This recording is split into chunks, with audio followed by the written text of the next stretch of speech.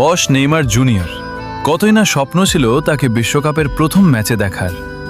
কতদিন ধরে অপেক্ষা করেছি হলুদ জার্সি গায়ে আবার তাকে মাঠে নামতে দেখব বলে, কিন্তু নিমেষেই যেন সব স্বপ্ন ভেঙে গেল। আজ ব্রাজিল বনাম মরক্কোর ম্যাচে নেইমার জুনিয়র থাকবে না, কারণ সেই পুরনো শত্রু ইনজুরি।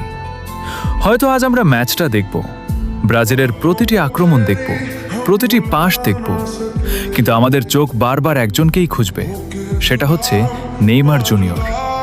মনে হবে এই মুহূর্তে যদি নেইমার মাঠে থাকতো, তাহলে হয়তো একটা ড্রিবলিং দিয়ে ম্যাচের চিত্র বদলে দিত, হয়তো একটা পাস দিয়ে গোল বানিয়ে দিত, হয়তো পুরো স্টেডিয়ামকে উন্মাদ করে তুলত। নেইমার না থাকায় ব্রাজিল যেন কিছুটা অপূর্ণ, কিছুটা শূন্য।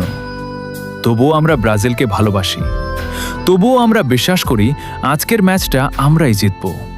আর আমরা অপেক্ষা করব সেই দিনের জন্য, যেদিন আবার হলুদ জার্সি গায়ে নেইমার জুনিয়র মাঠে নামবে আর কোটি কোটি ভক্তের মুখে আবার হাসি ফিরিয়ে আনবে।